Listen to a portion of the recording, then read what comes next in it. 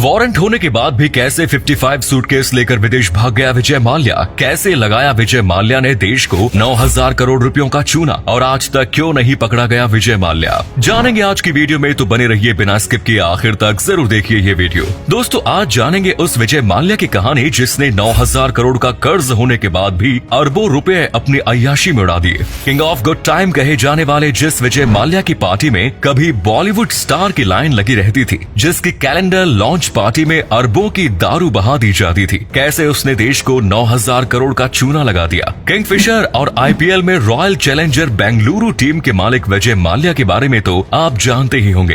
विजय माल्या भारत की सबसे बड़ी लीकर कंपनी किंगफिशर का मालिक था। साल 2005 में विजय माल्या ने किंगफिशर के नाम से ही अपनी एयरलाइंस शुरू की। शुरुआती 2 साल में इस कंपनी ने अच्छा मुनाफा कमाया, लेकिन आने वाले सफर इसके लिए बहुत कठिन होने वाले थे। किंगफिशर एयरलाइंस में लगाया गया पैसा विजय माल्या का नहीं बल्कि 17 बैंकों से लिया गया 9,000 करोड़ रुपयों का कर्ज था। विजय माल्या अपनी एयरलाइंस के सीईओ के रूप में खुद 33 करोड़ की सैलरी लेता था। साल 2008 में भारत में मंदी बढ़ने लगी, तेल के दामों में बढ़ोतरी हुई और किंगफिशर एयरलाइन को होने वाला फायदा अब नुकसान में बदल गया। इसी साल कंपनी को 934 करोड़ रुपयों का नुकसान हुआ। इसकी भरपाई करने के लिए विजय माल्या ने फिर से लोन लिया। 2009 में विजय माल्या का ये कर्ज 5,000 करोड़ रुपयों से भी ज्यादा था, जिसमें बैंकों का ब्याज मिलाने के बाद ये 7,000 करोड़ से भी ज्यादा हो गया। साल 2009 में फर्जी दस्तावेज और बैंक कर्मचारियों को 16 करोड़ की रिश्वत देकर आईडीबीआई बैंक से 861 करोड़ रुपयों का लोन हासिल कर लिया, जिसे वो अपनी एयरलाइंस और अपने कर्मचारियों की सैलरी देने में लगाने वाला था। लेकिन उसने ऐसा कुछ भी नहीं किया। फर्जी कंपनियों की मदद से विजय माल्या ने इस पैसे को अपने यूरोप के अकाउंट में ट्रांसफर करवा दिया और इसी पैसे से उसने F1 रेस को ऑर्गेनाइज किया। विजय माल्या के पॉलिटिकल कनेक्शन भी मौजूद थे और साल 2010 में वो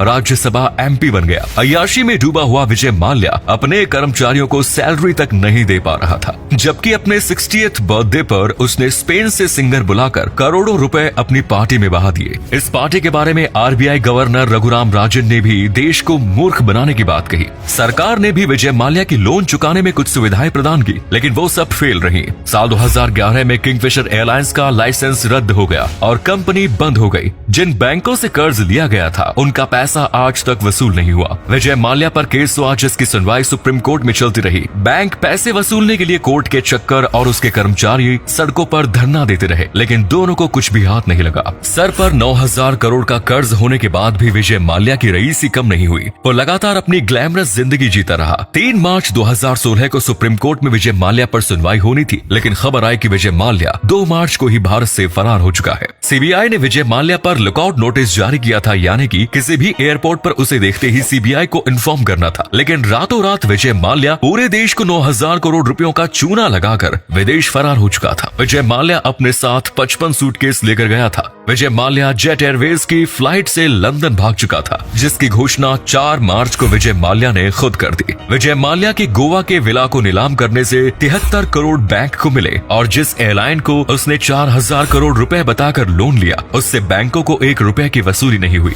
विजय माल्या की बाकी प्रॉपर्टी बेचने के लिए भी बैंकों को एड़ी चोटी का जोर लगाना पड़ा, लेकिन उसके बाद भी उनकी वसूली ना के बराबर रही। आज विजय माल्या लंदन में है और उसके ठाट बाट आज भी कम नहीं हुए। वेस्टमिंस्टर कोर्ट में सुनवाई के लिए आने वाला विजय माल्या आज भी अपने पूरे ठाट बाट में दिखाई देता है। अपने आप को कंगाल बताने वाला विजय माल्या आज भी हजारों करोड़ों की प्रॉपर्टी का मालिक है और ऐश से अपनी जिंदगी जी रहा है। विजय माल्या को भारत लाने की पूरी कोशिश की जा रही है, लेकिन कोर्ट में तरह तरह के बहाने बनाकर विजय माल्या भारत आने से बचता रहा है। अब तो शायद ही विजय माल्या भारत वापस आए और बैंकों को उनके पैसे वापस मिल पाए। तो वीडियो पसंद आई तो इसे अपने फ्रेंड्स और फैमिली के साथ जरूर शेयर करें। धन्यवाद।